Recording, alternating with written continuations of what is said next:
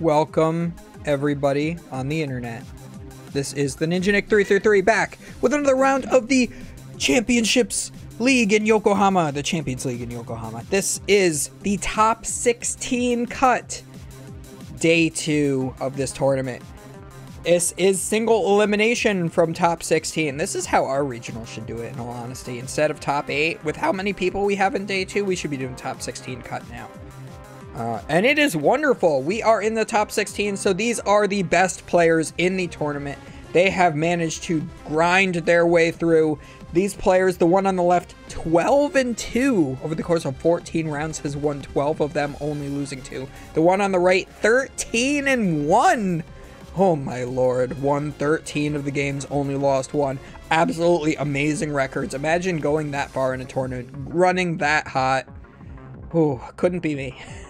It looks like we have some sort of lost box deck here on the left. Maybe I should be paying attention to their deck search. Looks like we do have the Galarian Zapdos V that is really good against Arceus decks. We do Battle VIP Pass for the, as always, the ever so, what's the word I'm looking for? Important. That's not the word I was looking for, but it works. Radiant Greninja and Comfey. The ubiquitous Battle VIP Pass turn 1. I don't know. That's still not the word I was looking for.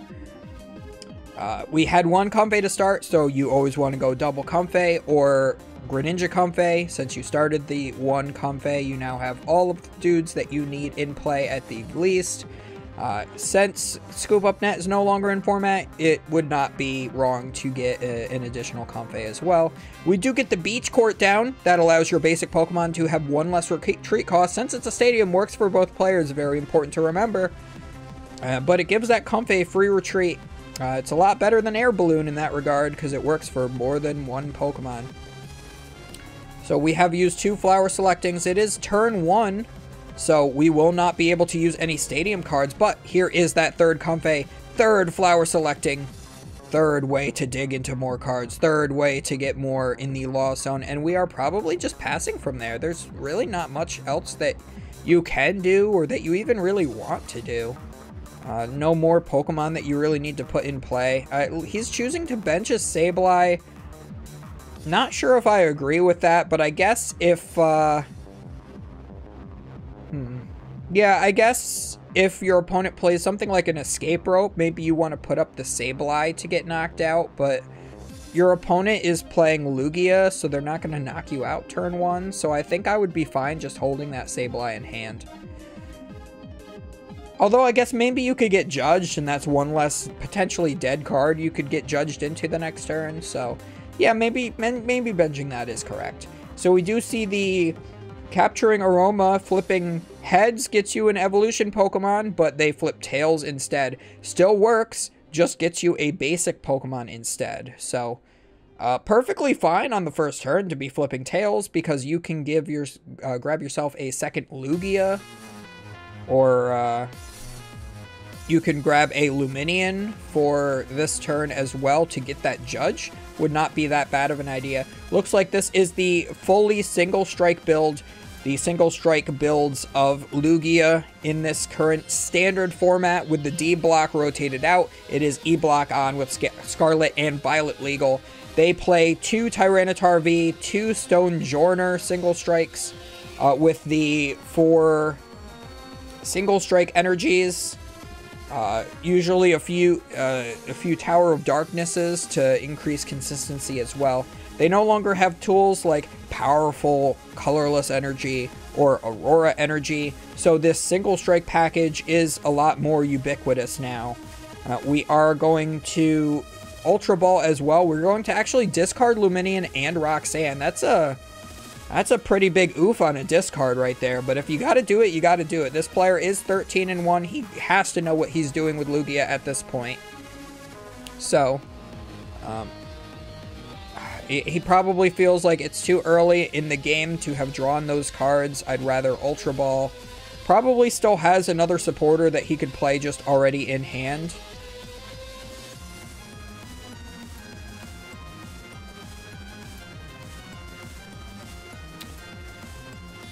There is the Stone Journer that can be benched. We do have the Tower of Darkness is going to replace the Beach Core, and we are going to research away an Archeops. A very perfect turn 1 going on here.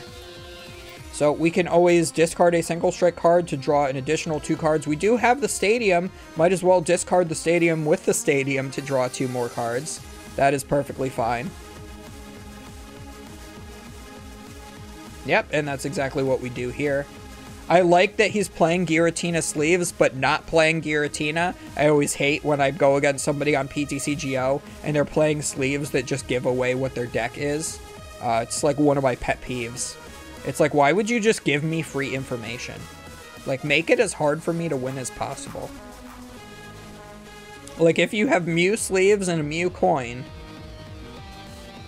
and, you know, you start, like, you know, only Aerodactyl, I know what your 60 is. Just because of your Mew Sleeves and Mew Coin. But anyway, in your Mew deck box.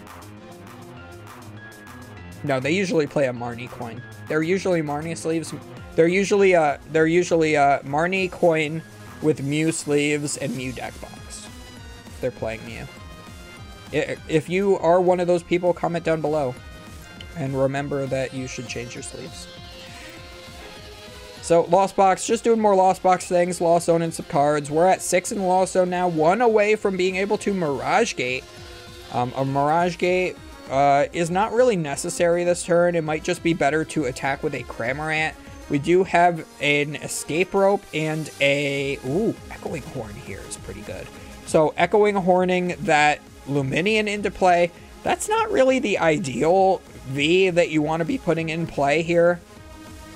So I don't know if maybe saving that Echoing Horn for later would have been better to get maybe a Lugia V back and then hitting it with a Raikou if you are playing the Raikou. But we are going to see the Escape Rope here. Does put another Comfey into the active spot. We do Lost Zone another card. We have the, again, we have the Nest Ball in hand, so we should be able to get the Cramorant. I would like to just see the Cramorant hit this turn into a Lugia. That is probably your best course of action. But maybe he's trying to draw into it to save the Nest Ball for later to get another Sableye or something else that would just be a better attacker. You could always pull the Raikou V out of nowhere, which is always a good play to just be able to pull an attacker out of deck, out of nowhere, and be able to power it up in one turn and take your opponent by surprise with a play that they did not necessarily see at the time. Here is the Mirage Gate. We might be going for a Greninja attack this turn now, since we are using the Mirage Gate. We've used all of our Comfeys this turn, so yeah, we are going to go for that. Looks like, I can't tell if that's fighting or lightning. It's darker, so I think it's fighting. And second Mirage Gate. See, I don't know how I feel about this, because you'd rather use this Greninja on the 2 Archeops and then use the Sableye after that to clean it up and then knock out the 2 Archeops in the 2 attacks. But maybe you're just going to use that Greninja to hit both of the Lugias for 90, and then that would put them at 190 remaining after they both evolve.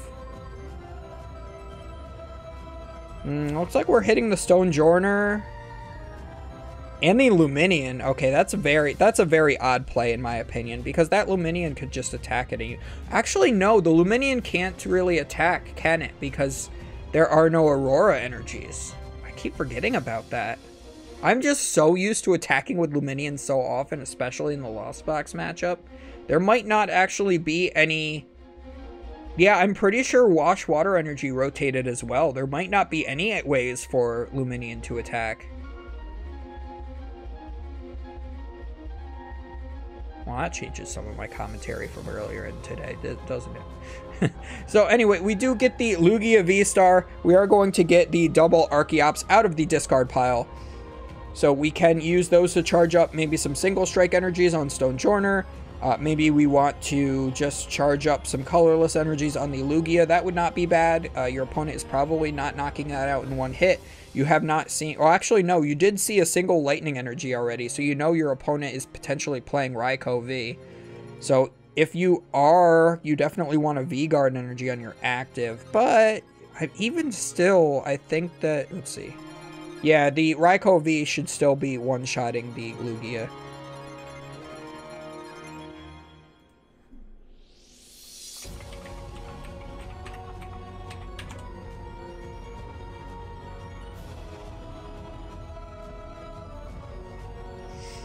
I haven't seen anybody actually put down a Dunsparce yet, so I just searched it to make sure it's E-Block, and it is.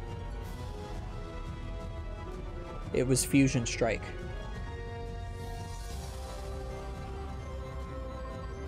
Because I almost thought maybe it rotated, but...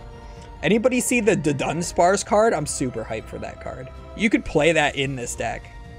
In Lugia. Oh, it'll be so good.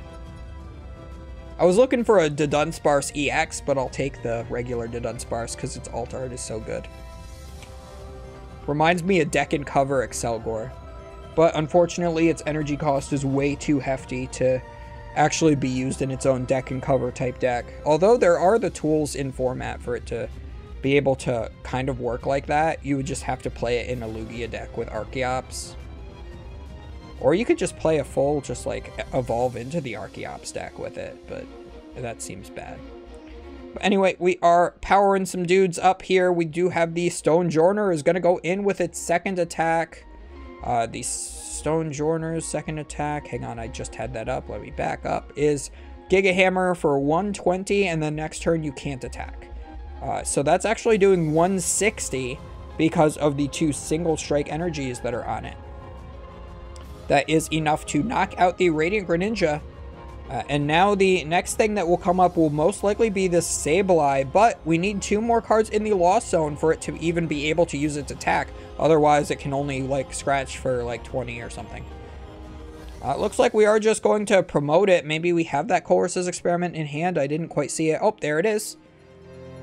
So that will get us to the 10 cards in the Lost Zone that we need in order to get attacking here.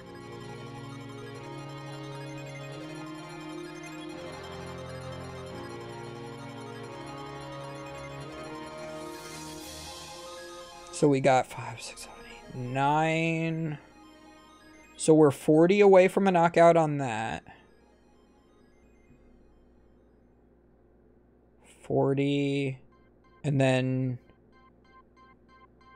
80 away from the Luminion. So just knock out both of those and take 3 prize cards. That's pretty good.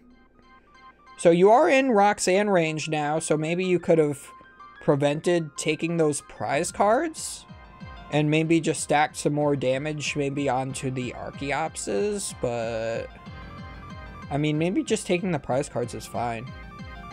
I mean, what's the likelihood your opponent's going to Roxanne you this turn in a Lugia deck that already has 1 Luminion down?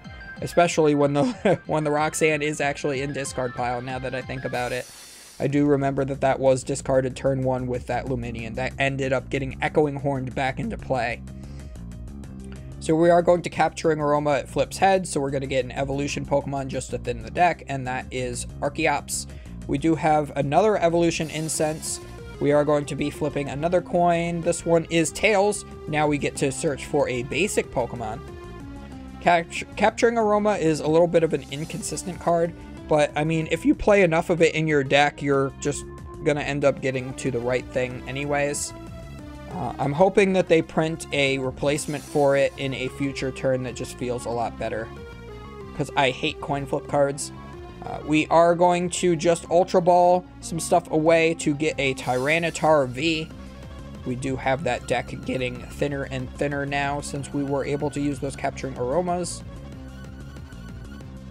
That way we are more likely to draw into what we need. We are going to use the Urn of Vitality to shuffle in 2 single strike energies back into the deck.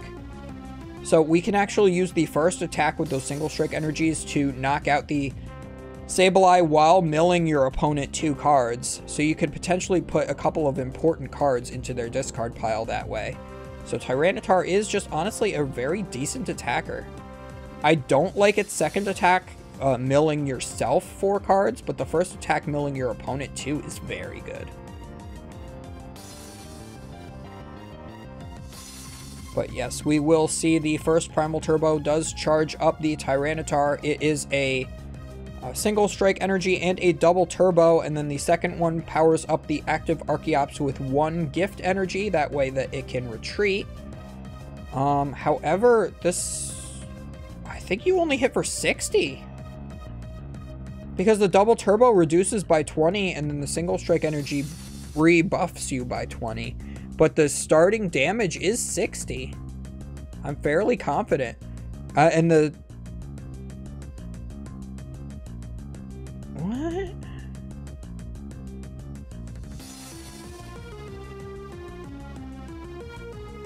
Yeah, I'm pretty sure that wasn't knockout. Hang on. Let me double check. Maybe it's base 80. Maybe I'm wrong. I just had Tyranitar V. No, not that one. This one. Yeah, it's 60.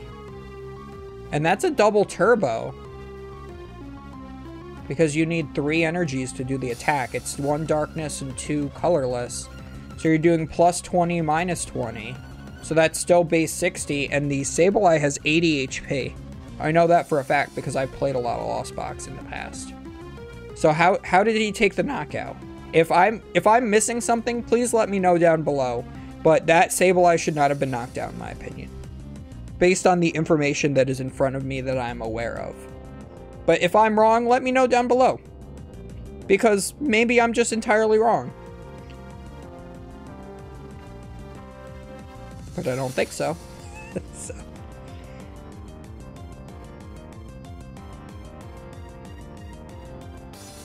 So they are using the flower selecting.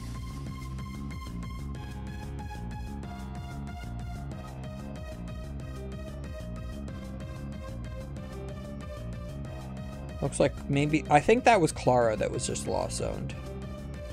And that is Raikou V, the new art of Raikou V. So they are playing that. That will be able to take a one-shot on these Lugias very easily. Ooh, we do still have a Clara, so we are able to get back Sableye, Radiant Greninja, Psychic, Lightning. So the Greninja can come back down and use concealed cards to draw 2, which would be pretty poggers. And we do have the Sableye and attached for turn as well.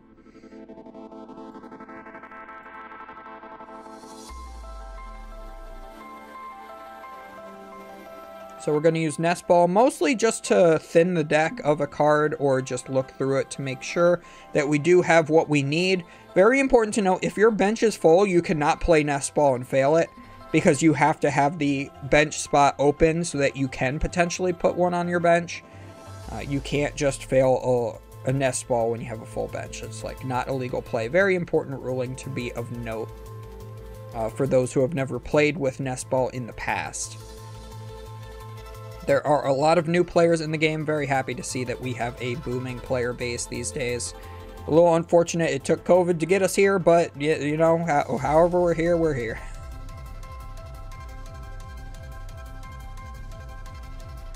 We are going to see a switch cart into the Cramorant. We're just going to be hitting this T-Tar for 110. That is a 2-shot, except 10 short, because it's got 230. So we are going to, we can Cramorant and then finish it off with the Sableye. Looks like we are thinking about whether or not we want to maybe bench another Pokemon. Yeah, that would be the Radiant Greninja most likely. You could always use the concealed cards still, thin your deck a little bit more. There's not really a lot in your deck, but maybe he's looking for something like an energy recycler for a future turn. Not quite sure. He's got a lot of cards in his hand, man. Look at that.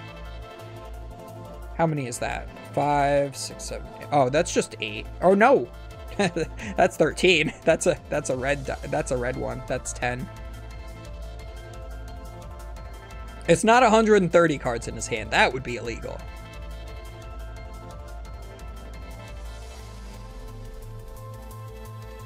Alright, we are seeing an Ultra Ball here. Again, thinning the deck. Don't really need much more Pokemon, unless we are just looking for a Luminion to take out that Sableye.